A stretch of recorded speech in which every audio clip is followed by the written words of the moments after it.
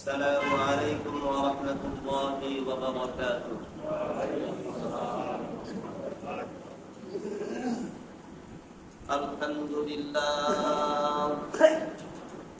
الحمد لله نحمده ونستعينه ونستغفره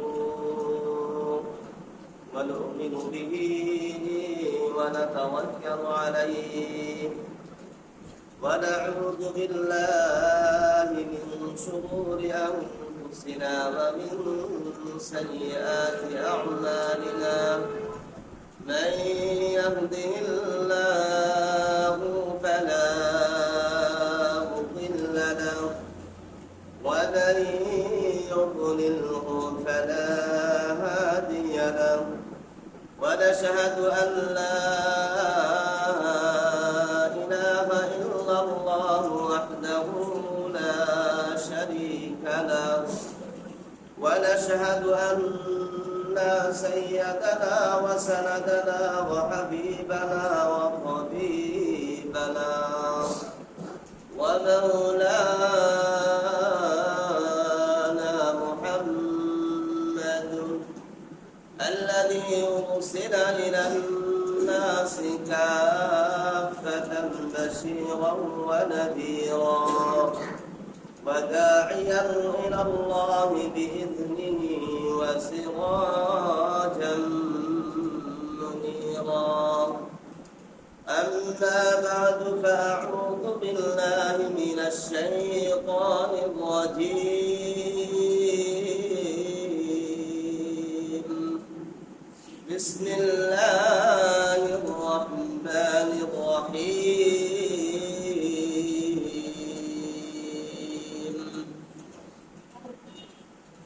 أنتم تزرعونه أم نحن الزارعون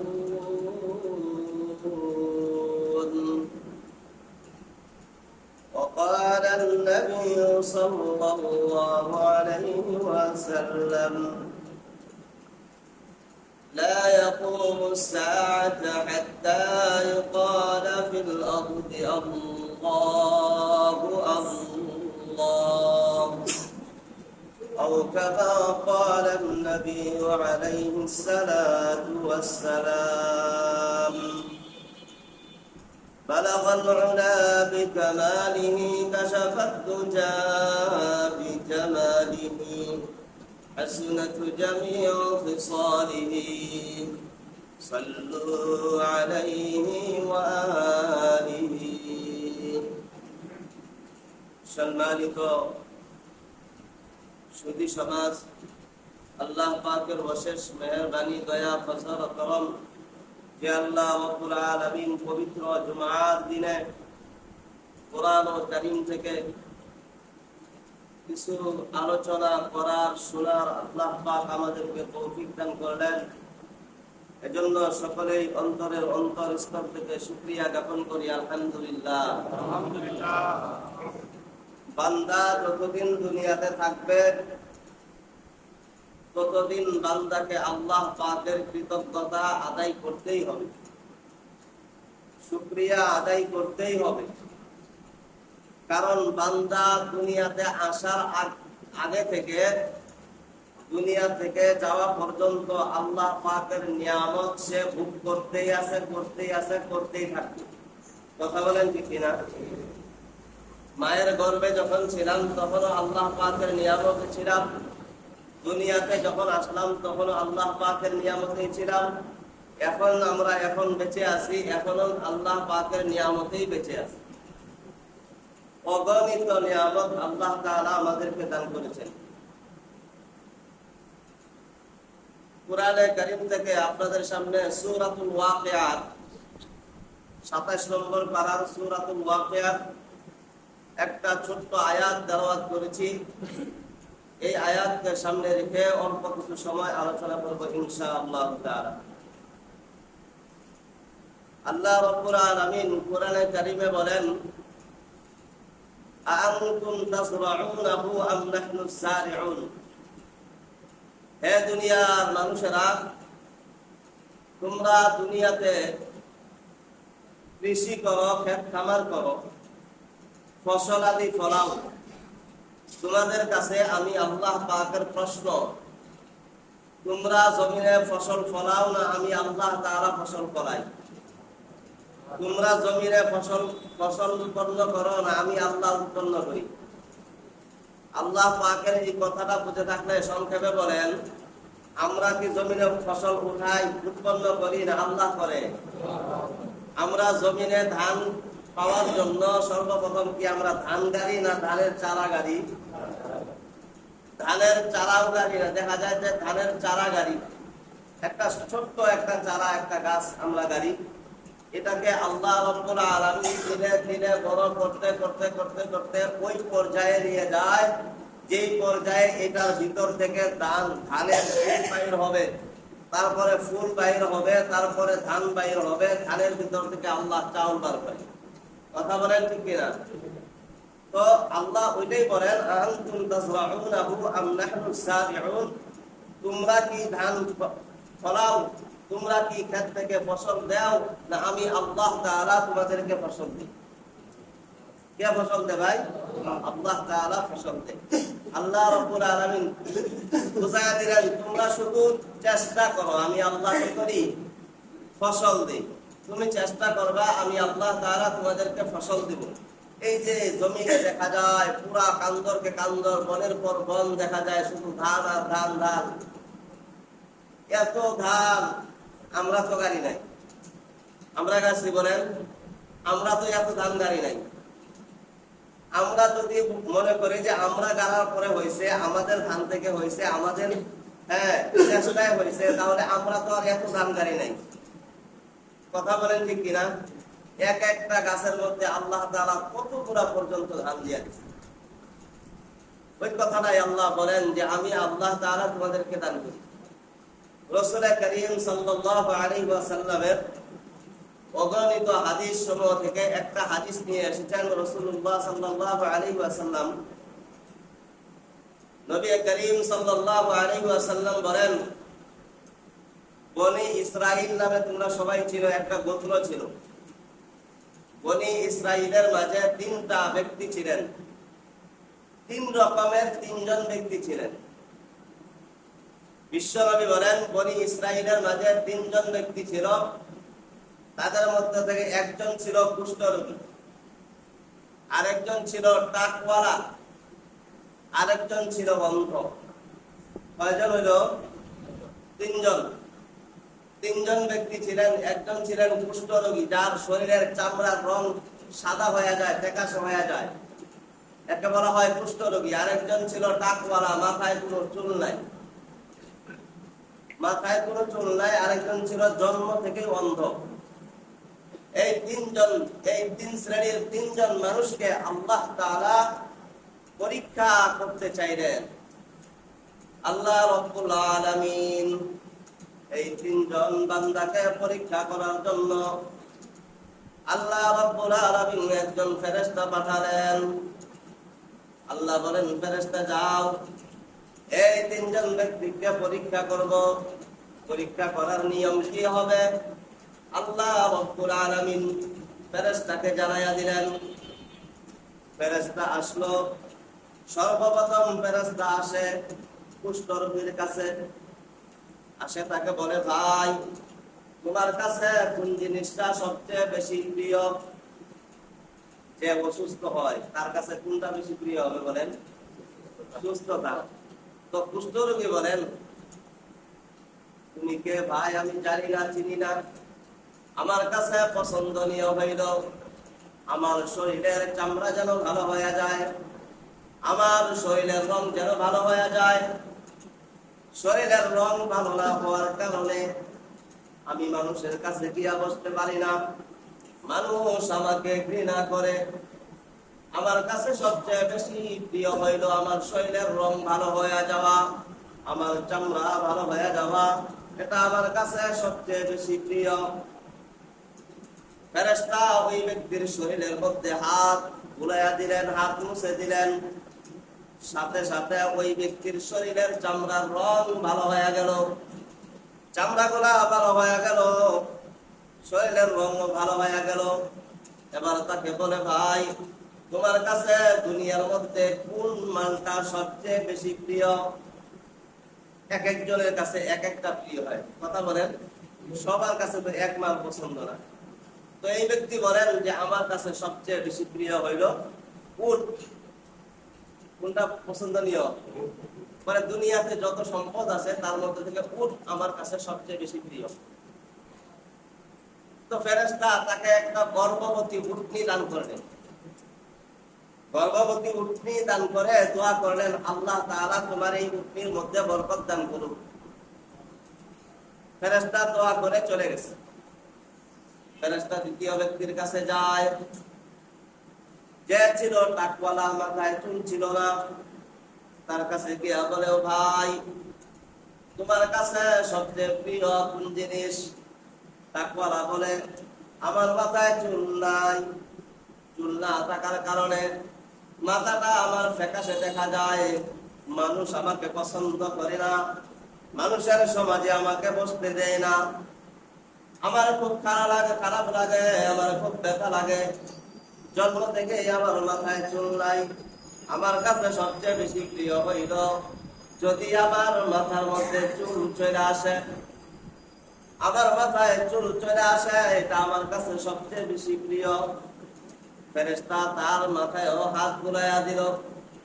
হাত বোলানোর সাথে সাথে মাথার মধ্যে সুন্দর রং এবং সুন্দর চুল চলে আসলো। ফেরেশতা আবার তাকে বলে, ও ভাই, তোমার কাছে কোন সম্পদ সবচেয়ে বেশি প্রিয়? সে বলে, আমার কাছে গাভী সবচেয়ে বেশি প্রিয়। কোন জিনিস? গাভী। এক একজনের পছন্দ তো এক এক রকম। তো সে বলছে উটনি তার কাছে প্রিয়। এবার তাকওয়ালা সে বলতেছে আমার কাছে গাভী সবচেয়ে বেশি প্রিয়। ফেরেশতা তাকে একটা গর্ভবতী গাভী দান করলেন। দান করে ফেরেশতা দোয়া করে, আল্লাহ তাআলা তোমার এই গাভীর মধ্যে বরকত দান করুক। দোয়া করে সে ওইখান থেকে চলে যায়। এবার তৃতীয় ব্যক্তি যে অন্ধ, তার কাছে গেছে। তার কাছে গিয়ে আবার ফেরেশতা জিজ্ঞাসা করে, ও ভাই, তুমি আমারে চিনবা না? আমি অনেক দূর থেকে সফর করে এসেছি, তোমার কাছে জানতে চাই তোমার কাছে সবচেয়ে প্রিয় কি? সে বলে, আমার কাছে সবচেয়ে বেশি প্রিয় হইল আমার চোখ আছে কিন্তু চোখে দেখি না, বন্ধ আমি। আমার যেন চোখগুলা ভালো হয়ে যায়, আমি যেন চোখের মাধ্যমে দুনিয়ার সবকিছু দেখতে পারি, মানুষকে দেখতে পারি, দুনিয়ার সবাই মানুষকে দেখতে পারে, সবাই সবকিছু দেখতে পারে, কিন্তু আমি অন্ধ হওয়ার কারণে আমি কিছু দেখতে পারি না। আমার মনের বড় আশা, আমার চক্ষুগুলা যদি ভালো হয়ে যায় আমি দুনিয়ার সবকিছু দেখতে পারবো। ফেরেশতাকে যখন বলে, তো ফেরেশতা তার চোখের মধ্যে হাত তুলে দিল। সাথে সাথে ওই ব্যক্তির চক্ষু ভালো হয়ে গেল। সুবহানাল্লাহ বলবেন না? সাথে সাথে চক্ষুটা ভালো হয়ে গেছে। তো তাকে আবার জিজ্ঞাসা করে, ভাই, তোমার কাছে সবচেয়ে প্রিয় কোন জিনিস? কোন মাল তোমার কাছে সবচেয়ে বেশি প্রিয়? তো অন্ধ ব্যক্তি সে বলে, আমার কাছে সবচেয়ে বেশি প্রিয় হইল ছাগল। কি বলেন? ছাগল। তো ফেরেশতা তাকে একটা গর্ভবতী ছাগল দান করলো। দান করে বললো, আল্লাহ তাআলা তোমার এই ছাগলের মধ্যে বরকত দান করুন। দোয়া করে ফেরেশতা চলে গেছে। দীর্ঘদিন হয়ে গেছে। এখন অবস্থা কি? যাকে উট দিয়েছিল, উটনি দিয়েছিল, তার উট দিয়া এত উট হয়েছে যে জঙ্গল ভরে গেছে, মাঠ ভরে যায়। যাকে গরু দিয়েছিল তার গরু দিয়ে এত গরু হয়েছে যে পুরা মাঠ ভরে যায়। যাকে ছাগল দেওয়া হয়েছিল তার ছাগল দিয়া এত ছাগল হয়েছে যে মাঠ ভরে যায়। এত উট, এত ছাগল, এত গাভী হয়েছে। তো দীর্ঘদিন পরে আল্লাহ রাব্বুল আলামিন ওই ফেরেশতাকে আবার পাঠাইলেন। ফেরেশতা, যাও যাও, যেই তিনজন ব্যক্তির কাছে তুমি গিয়েছিলা ওই তিনজন ব্যক্তির কাছে যাও, তাদেরকে পরীক্ষা করা বাকি রয়ে গেছে, এবার হবে মূল পরীক্ষা। ফেরেশতা সর্বপ্রথম ওই কুষ্ঠ রোগীওয়ালার কাছে আসে, কি অবস্থায় আসে? হাদিসে আসলে বিশ্বনবী বলেন, ফেরেশতা যখন আসে আগের পোশাকটা তার ভালো ছিল, চেহারা সুরত ভালো ছিল, এবার একেবারে জীর্ণ শীর্ণ কাপড় পরিধান করে, একেবারে ময়লাযুক্ত কাপড় পরিধান করে, চিরা পাটা কাপড় পরিধান করে সামনে আসে। আসে বলে, ভাই আমি একজন মুসাফির, অনেক দূর থেকে সফর করে এসেছি, সফর করে বাড়িতে যাই, ঘরে যাই, প্রতিমধ্যে আমার সফরের সামানপত্র টাকা পয়সা যা কিছু ছিল সবগুলা শেষ হয়ে গেছে, আমাকে আল্লাহ তাআলার ওয়াস্তে কিছু দান করো, আল্লাহর ওয়াস্তে কিছু দান করো, যে আল্লাহ তোমাকে এত কিছু দান করেছে। এবার কুষ্ঠরোগী বলে, মাথা গরম করিও না, কোন আল্লাহ আমাকে দান করেছে?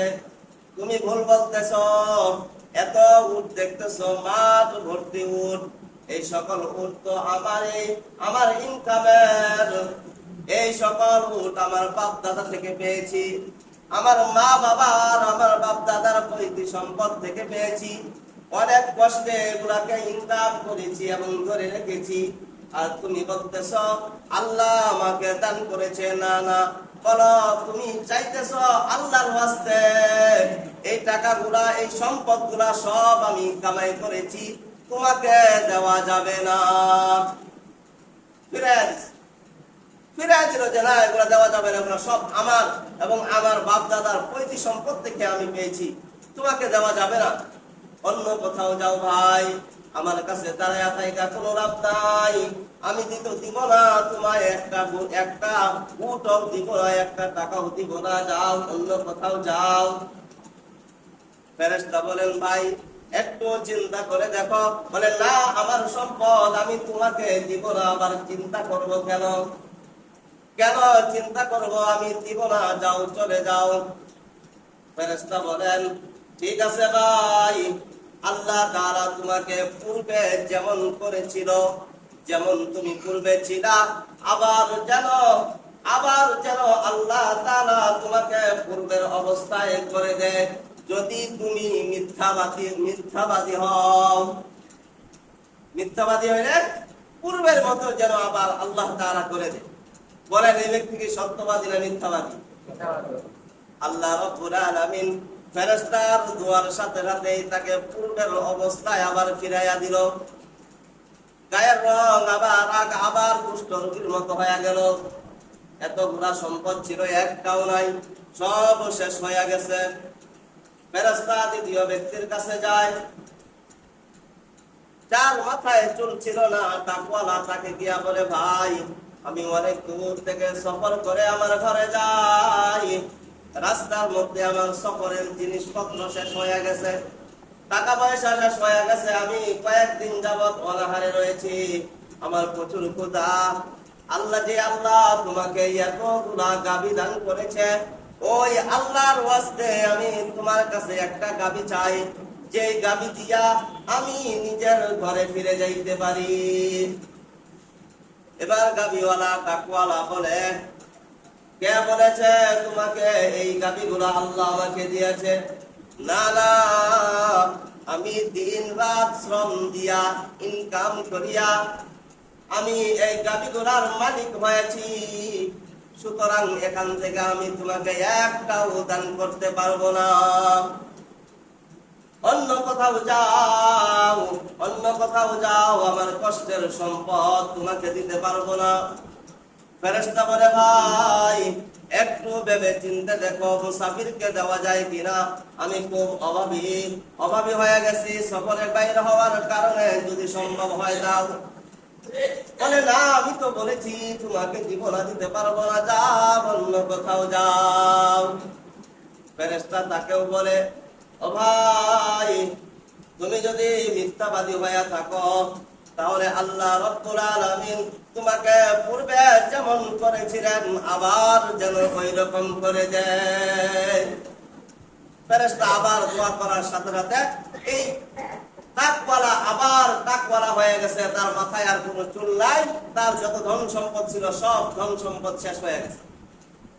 দ্বিতীয় নম্বরে ফেরেশতা অন্ধ ব্যক্তির কাছে যায়, তার কাছেও একই পোশাকে যায়, জীর্ণ শীর্ণ অবস্থা, গরিবী অবস্থায় তার কাছে গিয়া বলে, ভাই তুমি অন্ধ ছিলা, তুমি অন্ধ ছিলা, তুমি মানুষকে দেখতে পারতা না, দুনিয়ার কোনো কিছু দেখতে পারতা না। আল্লাহ রাব্বুল আলামিন তোমার অন্ধত্ব দূর করেছে, তোমাকে ভালো ভালো করেছে, তুমি এখন চোখের মাধ্যমে সবকিছু দেখতে পারো। তোমার কোনো ধন সম্পদ ছিল না, আল্লাহ তাআলা তোমাকে ধন সম্পদ দান করেছে। তোমার হাজার হাজার বকরি দেখা যায়, ছাগল দেখা যায়। ও ভাই, আমি একজন মুসাফির, অনেক দূর থেকে সফর করে এসেছি, ঘরে ফেরার মতো কোনো টাকা পয়সা আমার কাছে নাই। ও ভাই, তোমার যদি সম্ভব হয়, আল্লাহ তাআলার ওয়াস্তে, যে আল্লাহ তোমাকে এত ধন সম্পদ দান করেছে, ওই আল্লাহকে রাজি খুশি করার জন্য আমি মুসাফিরকে একটা বকরি দান করো। অন্ধ ব্যক্তি ডাক দিয়া বলে, ভাই কে ভাই তুমি? তোমারে আমি চিনি না, জানি না, তবে তুমি যে বলেছ আল্লাহ আমাকে অন্ধত্ব থেকে দূর করেছে, হ্যাঁ আমি 100% স্বীকার করি, আমি অন্ধ ছিলাম, আল্লাহ আমারে সুস্থ করছে, আমার চোখগুলা ভালো করে দিয়েছেন, আল্লাহ আমাকে ভালো করে দিয়েছেন। আমার দুনিয়াতে কোনো মাল সম্পদ ছিল না, আল্লাহ রাব্বুল আলামিন আমাকে এত মাল সম্পদ দিয়েছে যে আমার ছাগল দিয়া একটা কান্দরে জায়গা হয় না, জঙ্গলে নিলে জঙ্গল ভরে যায়, মাঠে নিলে মাঠ ভরে যায়। এত সম্পদ, আমার কোনো সম্পদ ছিল না, আল্লাহ আমাকে এত সম্পদ দান করেছে। ভাই তোমার একটা না, তোমার যতগুলা মনে চাই, তুমি আমার বকরির পাল থেকে ততগুলা বকরি নিয়ে যাও। ফেরেশতা খুশি হয়ে গেল। খুশি হয়ে ফেরেশতা বলে, ভাই আমি কোনো গরিব মানুষ না, মুসাফির না, আমার কোনো ধন সম্পদের প্রয়োজন নাই, আমরা কোনো কিছু খাই না, আমি হইলাম আল্লাহ পাকের একজন ফেরেশতা। আল্লাহ রাব্বুল আলামিন তোমাদের তিনজন ব্যক্তি কুষ্ঠ রোগী, তাকওয়ালা আর তুমি চিরাবন্ধ, এই তিনজনকে পরীক্ষা করার জন্য আল্লাহ আমাকে দুনিয়াতে পাঠিয়েছিল। তিনজনকেই পরীক্ষা করলাম। তোমার পূর্বে আরো দুই ভাই কুষ্ঠ রোগী, তাকওয়ালা, তারা ফেল করেছে। ফেল করার কারণে আল্লাহ রাব্বুল আলামিন তাদেরকে আগের অবস্থায় আবার করে দিয়েছে। তুমি পরীক্ষায় পাস করেছো, তোমার ছাগলের, তোমার বকরির আল্লাহর কোনো প্রয়োজন নাই, তোমার বকরির কোনো প্রয়োজন নাই। আল্লাহ পরীক্ষা নেওয়া উদ্দেশ্য ছিল, তুমি পরীক্ষায় উত্তীর্ণ হয়েছো, তোমার যে সম্পদ ছিল আল্লাহ রাব্বুল আলামিন এই সম্পদের মধ্যে যেন আরো বেশি থেকে বেশি বরকত দান করেন। ফেরেশতা আরো দোয়া করে দিয়ে গেল, বলে আমার কোনো ছাগলের দরকার নাই। অন্ধ ব্যক্তির চোখও ভালো আছে, ভালোই রয়ে গেল, আর তার বকরি সম্পদ যেই পরিমাণ ছিল আল্লাহ রাব্বুল আলামিন আরো দ্বিগুণ করে দিলেন, বরকত দিয়া দিলেন, বাড়ায়া দিলেন, যে শুকরিয়া আদায় করার কারণে সম্পদ আল্লাহ দিয়েছে। কে দিয়েছে সম্পদ? আমরা কেউ সম্পদ মায়ের গর্ভ থেকে নিয়ে আসি নাই। দুনিয়াতে দেখা যায় অনেক মানুষ দুনিয়াতে সম্পদ ছিল কিন্তু সম্পদ তারা হারাইয়া ফেলছে, আবার অনেক মানুষ সম্পদ ছিল না কিন্তু আজকে তারা কোটি কোটি টাকার মালিক হয়েছে কিনা বলেন? এই সম্পদ কে দান করেছে বলেন? আল্লাহ রাব্বুল আলামিন দান করেছেন। এজন্য আল্লাহর দেওয়া সম্পদ থেকে আল্লাহর রাস্তায় খরচ করতে হয়। যদি খরচ করি তো আল্লাহ সম্পদ আরো বাড়ায়া দিবে, আর যদি আমি খরচ না করি তো আল্লাহ তাআলা চাইলে আমাদেরকেও তাকওয়ার মতো বাড়ায় দিতে পারে, কুষ্ঠ রোগীর মতো বাড়ায় দিতে পারে। গরিব ছিলাম, আবার গরিব বাড়ায় দিল আল্লাহ। পারেন কিনা?